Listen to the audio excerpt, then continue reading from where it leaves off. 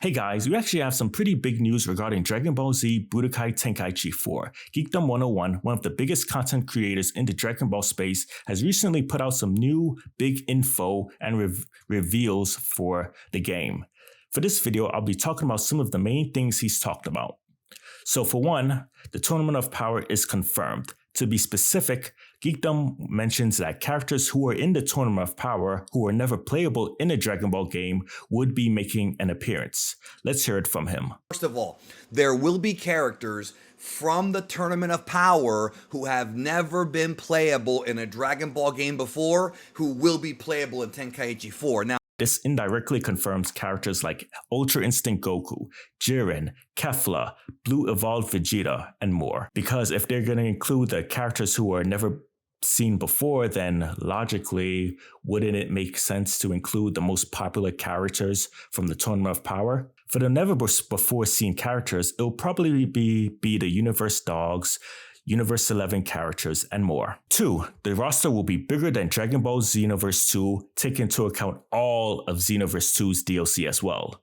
This roster, based on everything I know, is going to be even bigger than Xenoverse 2 with all the DLC. Now, if we take into account all the DLCs, Dragon Ball Xenoverse 2 is a pretty big game, with the recent DLC being Beast Gohan and Orange Piccolo. So for the base game of Tenkaichi 4 to be even larger than Xenoverse, will be very impressive. In regards to some of the characters making an appearance, well, let's hear it from him again. What I'm talking about, and I'm going to use a variety of examples without actually giving away who I know is going to be in it, but if you remember, there's the Pride Troopers, there's characters like the Trio of Dangers, the Wolves. The third point he makes is that characters will have specific taunts when facing other characters.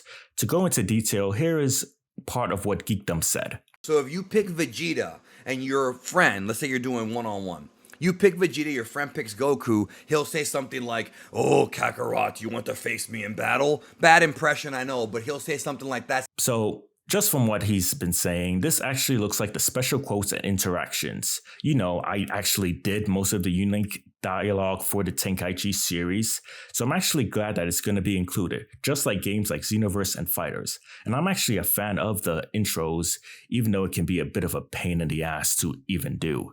Believe me, not many people will go out of their way to do it for the most of the roster.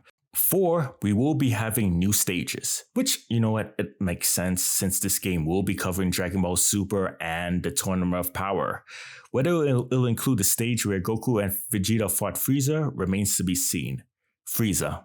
But if it's covering the Tournament of Power, I would say that logic dictates that we'll be seeing the arenas from the Resurrection of F movie, anime, Universe 6 versus Universe 7 arc, Future Trunks' timeline, and more. It's not confirmed, but it's very logical to assume that that's the case, but that's just coming from me. And manga characters are not confirmed. Black Frieza, True Ultra Instinct Goku, Ultra Ego Vegeta, Moro, Granola are all manga characters, and he said in his videos that he's heard nothing of them being included in the game.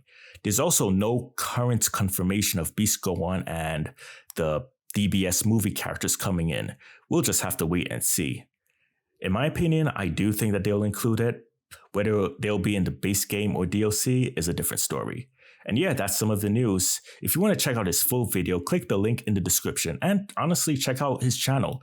Geekdom isn't some random Redditor or fake Twitter verified user, and I honestly don't really like covering fake leaks, but Geekdom is legit, and people in the Dragon Ball scene do have sources and people who work behind the scenes or reveal stuff to them. It happens with Dragon Ball Hype and I guess Chronicles. And honestly, Geekdom 101 is a pretty legit person. I've talked with him in the past, and he's always been pretty cool to me. And he prides himself on being reliable. So yeah, we'll just have to wait and see. Either way, I'll see you all next time.